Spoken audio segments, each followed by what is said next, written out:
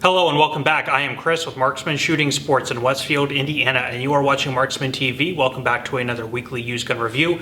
In these videos, we take about 8 used firearms that have come into the store and give you a 3 to 4 minute review of each to give you guys an idea of some different things that are out there on the market. Remember, the purpose of these videos is to be educational and informative. We are not making this video to sell you anything, to keep in accordance with YouTube's policies.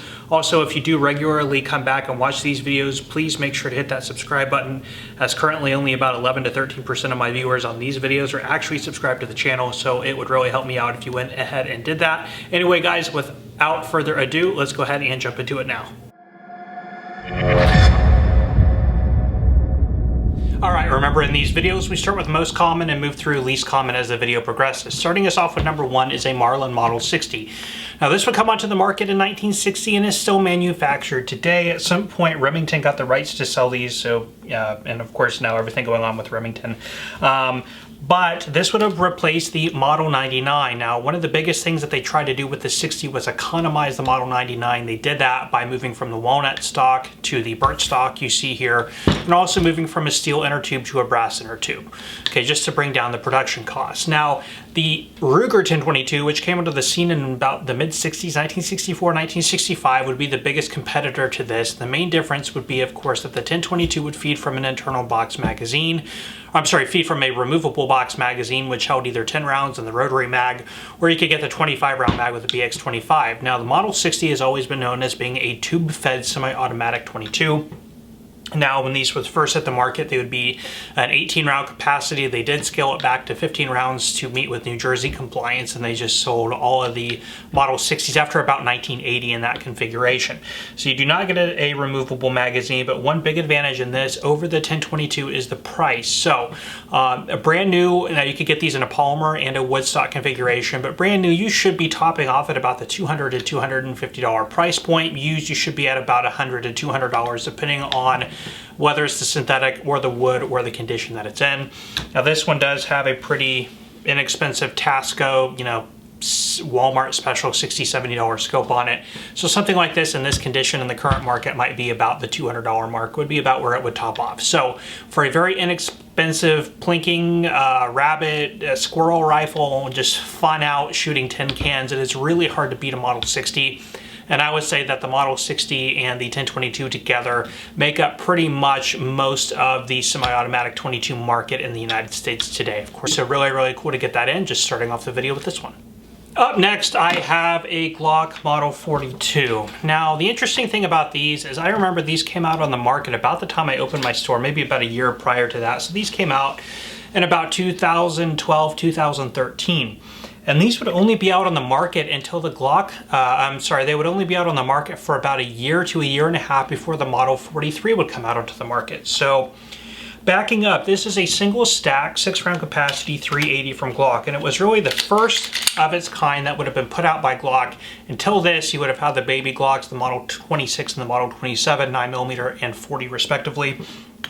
But you really did not have a pocket carry type of Glock pistol until this would hit the market. Now everybody, especially people who are fans of Glock fanboys, if you want to say that, myself included, would have said that the interesting thing is that if they were going to come out with a pocket pistol, why start it off on a 380 instead of a 9mm? So these would come out on the market with a retail price at about $480. I think right when they hit the market, they were more like $550 because, everybody wanted one at the time. So Glock answered the call and came out with a 9mm version, the 43, like a year or a year and a half later. And what did that do to the sale on these? Well, it really stunted their growth and really fell off in gun stores, especially mine, because I opened about the time the 43 was hitting the market. We stopped stocking these because anybody who came in looking for one was typically looking for a 43, which is a hair bigger than the 42, but a 9mm with the same capacity. So you had cheaper ammunition, more available ammunition, and of course we're talking 2014, not 2020 or 2021. And with more velocity, more stopping power, so everybody gravitated to the 43. Because of that, it's really interesting that the 42s actually, in my opinion, and what I have seen, tend to be a little bit higher in price on the used market because you don't tend to find them around too often, especially used. So like I said, brand new price on something like this was typically about the $479 to $499. So about $470 to $480 is typically where you should find these. Right now in the current market, and this one has night sights with 3 magazines, you're finding these, I know the pricing is elevated right now, but you're finding these around the $500 price point, just a little bit higher than you're finding the 43s. Now under normal circumstances, you know, $399 to about $400 is where you'd find them. So yeah, as a single stack, 6-round capacity, it is a little bit on the larger side because, again, keep in mind you are at the same capacity as something like a Ruger LCP2 or a Smith & Wesson Bodyguard. But it is a Glock, so people who are at home on the Glock controls, the trigger pull and everything is going to feel very natural to somebody who might have a 19 or a 23 or a 22 or something like that. So anyway, you know, we get these in from time to time. You know, we've had our fair share of used 42s in here. Always cool to get in the used Glocks because there's always buyers on them. So anyway, there's that, a Glock Model 42. Okay, up next is a Palmetto State Armory PA-15. Now, a little bit of an interesting story on these things. So really, Palmetto Armory has been around for a little while, but they really started gaining in popularity within about the past 5 to 8 years. Where Palmetto State Armory has shined has been kind of taking the lines of the Anderson manufacturing approach to AR-15s and other products, but they started manufacturing their own receivers, which you could get on the market under normal circumstances for as low as $30, not including our transfer fee and shipping and all that. I remember there was a time, this was about 4 or 5 years ago, they were running a sale on their receivers for like $25 shipped, okay, for a 7075 T6 aircraft grade aluminum lower receiver, type 3 hard coating and a die. So, you know, their parts, they really stormed the market with inexpensive parts. Shortly after that, they started getting into other manufacturing things like AK variants. They've talked about coming out with an MP5 variant. And of course, they've always been a retailer of other manufacturers' firearms like Bud's Gun Shop and stuff like that. And I would say, you know, it's funny, when I opened about 7 years ago, Palmetto State Armory was just starting to gain momentum in the online market. And today I would probably say out of all of the retailers that we receive transfers for, they're probably definitely in the top 3, maybe even 1 or 2. So they've really come on very quick. They've been innovative and aggressive in how they come out with their different products at their different price points. Now they also come with completed rifles like this, the Palmetto State Armory PA-15, in different, you know, configurations. And under normal circumstances, the new pricing on them has always been very inexpensive, you know, around $600 to $700 for a completed AR-15, and they are good quality. They're well built, put together, and they do fit in line and compete with things like the M&P 15 Sport. And because of their parts manufacturing, they've offered a little bit more variety, so the consumers have been able to sort of pick and choose or piece together exactly how they want their AR-15 to fit. Something like this, having with Magpul furniture, is cut the M203 cutout. So just interesting. So of course the AR-15 market in general is a little bit higher right now. Something like this might be about $600 to $800 respectively is probably about where it would be. Standard 5.56, optics ready, Magpul furniture, very basic Palmetto State Armory AR-15. But again, if you're looking into getting into something entry level, this does fit in line and compete well with things like the AR-556, the M&P 15 Sport. So always happy, especially in climates like this, to get things like AR-15s, and especially those in a price point that most people can afford to jump into them. So there's a Palmetto State Armory PA-15. Again, if you're looking into getting into AR-15s, you don't want to jump into the deep end, you know, at the $1,000, $1,500 annual events or something like that. Always worth taking a look at one of these. And if you are interested in learning how to build, or you want to build AR-15s, of course, when the market comes back a little bit, there's always a ton of parts kits, build kits, stuff like that at very affordable pricing. So always good to check out their website there for stuff. So anyway, there's that Palmetto State Armory PA-15.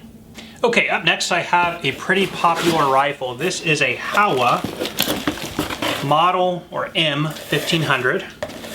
Let me throw this out of your way real quick. Okay, so the HAWA Model 1500 has been produced, of course, by HAWA in Japan since 1979 and imported by Legacy Sports. Now, they make these in 3 variations, a micro action, a medium or a short action, and a long action. This one is the medium action, and it's chambered in 6.5 by 55 Swede. Of course, they make them in like the 6.5 Grendel and the 223, which is on the short action, and the things like the 300 Winchester or the 300 Win Mag in a long action variant. As mentioned, these have been around for a long time, since 1979, and was really closely designed off of the Weatherby Mark V. This does have a traditional 90-degree throw, whereas the Mark V, I believe, is at a 60-degree throw. I'll correct myself if I need to down below. I've had a Weatherby Mark V in these videos before, so you can go back and reference that. These were intended to be a marksman's or a sniper's rifle, which would be intended for police or military use. Now, they were not really adopted in wide scale by different police departments or militaries around the world. Today, some Japanese select police forces, do use these as sniper rifles, but mainly and traditionally where these shine is on the civilian market. Now, this does have a medium profile tapered barrel. It is free floated in this overmolded stock. And at the price point is actually a very good rifle setup, and they are known to be very accurate at about 800 to, I'd say about 600 to 800 yards and beyond, you know, with a competent shooter and good optics. The price point on these on the used market, something like this is going to be in about the $400 to $500 price point. New, just a hair over. Now, of course, the pricing right now is a little bit elevated due to what's going on with the market, but things like this I have found the hunting rifle type of variety of things have not actually been affected that much by what's going on in the market. So, you know, like I said, tend to pay about $450 or so for something like this used. Really good condition in the original box with this OD green stock on it. Fixed magazine. This is, I guess you would compare pretty well to like a Remington 700 ADL or something like that. So just a really nice overall rifle. Okay, up next I have a Tikka T3X Lite with the stainless. It is very lightweight. Stainless metal with the black composite stock. Let me pull it out of here, get the bolt, and I'll be right back with you. Okay, so the Tikka T3X. So Tikka is a offset brand of Seiko, which is a Finnish company, of course, located in Finland. Now, the T3 series would hit the market in 2003 and has been regarded by shooting enthusiasts, sportsmen, hunters, ever since their inception and ever since they hit the market, especially because of their price point. Now, in 2016, they would come out with a revamped version of the T3 called the T3X, which you have here. Now, some of the things they would change would be like redesigning or changing the recoil pad. The stock itself, they would dampen the noise on by putting foam inserts in it to make it a little bit quieter. They redesigned and enlarged the ejection port. They put a metal shroud on the bolt. They changed up the mounting points on top of the receiver. Trying to think what else that they had done. They put a steel recoil lug in the stock.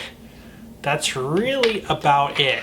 Now, a lot of the original T3 owners would say the design was really perfect as it was and it did not need any type of revision, but they came out and just tried to top off or perfect the design anyway.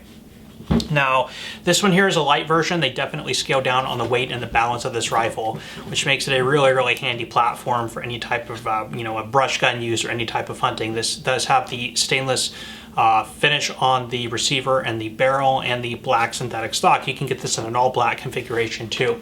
As this one sits in the stainless version, you can get them right now in places like Sportsman's Guide for about $800. Used, you should be in about the $600 price point. Now, in that price point, these do compete well with things from the Remington 700 line, the Winchester 70, the Savage 10 and 110 line. So really, really nice rifles. This one here is chambered in 270 Winchester Short Magnum WSM. So just for what they are, they do make really, really good hunting rifles, especially this one in a very lightweight package and configuration. So anybody who's had a Tikka T3 or T3X or any type of Seiko product has always been very happy with the craftsmanship, workability, function, lightweight, ease of use that these things really offer for their price point in the market. So again, if you're looking to get into a sporting rifle, this is definitely one you should consider, a Tikka T3X. This one specifically lightweight, stainless. Anyway, there you go. All right, up next I have a 1911 from Kimber, and these are very well regarded by people in the marketplace, and this is the Custom Crimson Carry 2 45 ACP 1911.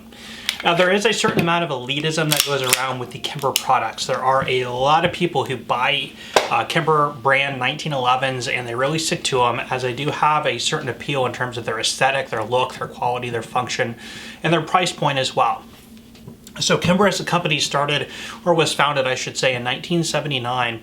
And really they got their start in 22 rimfires, sort of like custom, high precision, high quality 22 rimfires. Now really what put the Kimber name on the map was when they got into custom 1911 fabrication, and that's what really gave the Kimber name so much weight in the firearms market. Now Kimber as a company has had a lot of ups and downs in terms of people leaving, lawsuits, a lot of financial troubles, things like that. So you can go and read into the history of the company itself. But really when they got into this market, the 1911s, that's when everything really started to take off for the Kimber brand.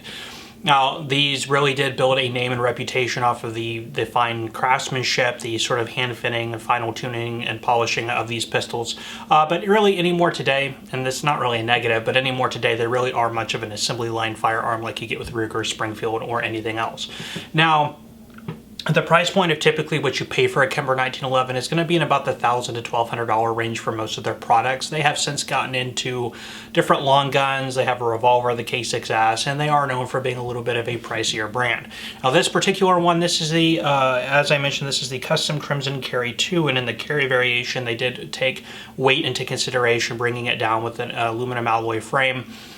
And they do have this in the officer's model as well. Now, the Crimson Carry means that it has a set of Crimson Trace, really nice custom fitted grips to this with the Kimber logoing and everything. And they have the diamond etched grip panels like would be reminiscent on a World War I era 1911.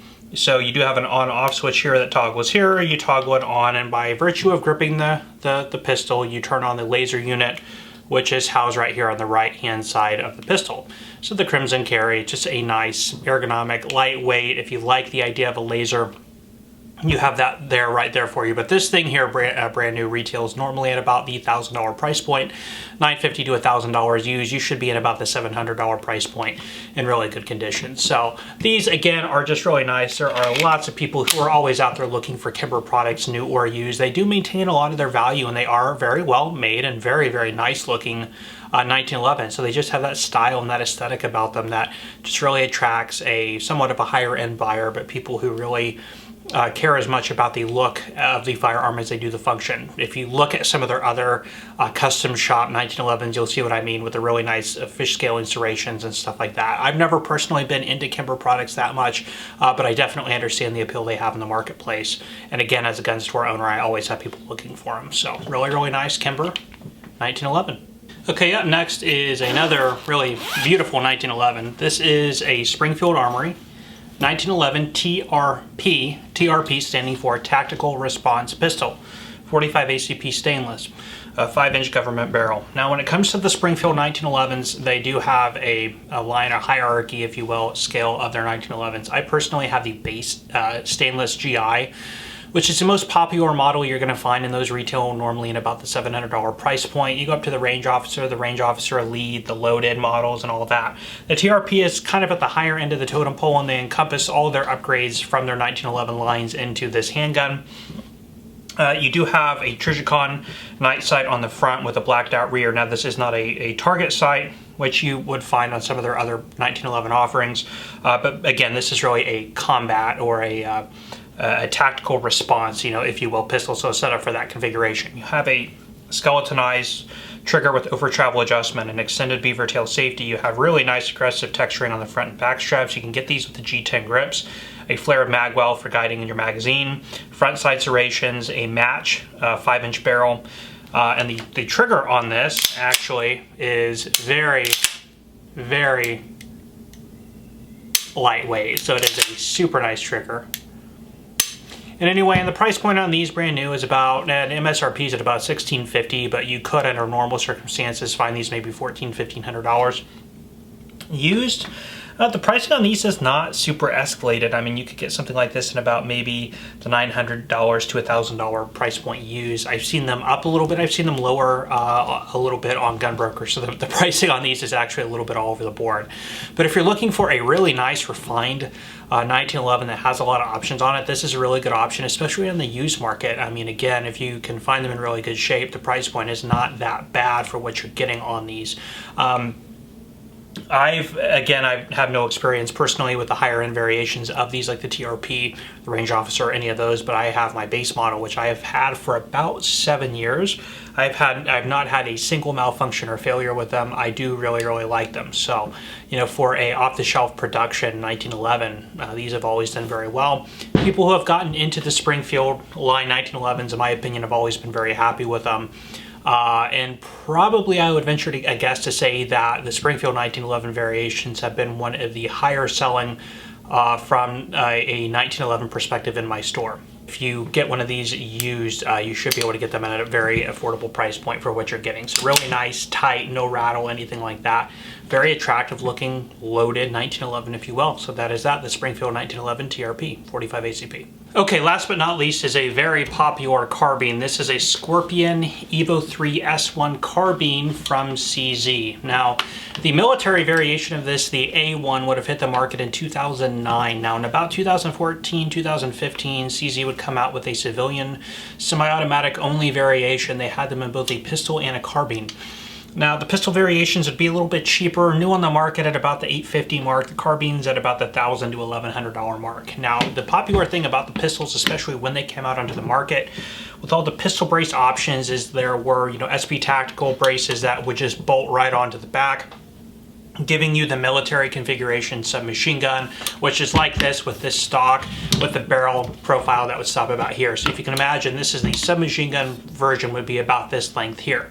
Now, of course, you could get this length in a pistol with no stock, put that brace on it, which is not a whole lot shorter than what you have here. And you had, if you would, the military variation only in semi-automatic. Now, being a 9mm PCC or a 9mm carbine, from either I believe they had the 10, the 20, and the 30 round magazines. The magazines were not that expensive, about $30 to $35. These have actually been a remarkably popular carbine and a very big hit, and probably one of the better selling 9mm PCCs on the market.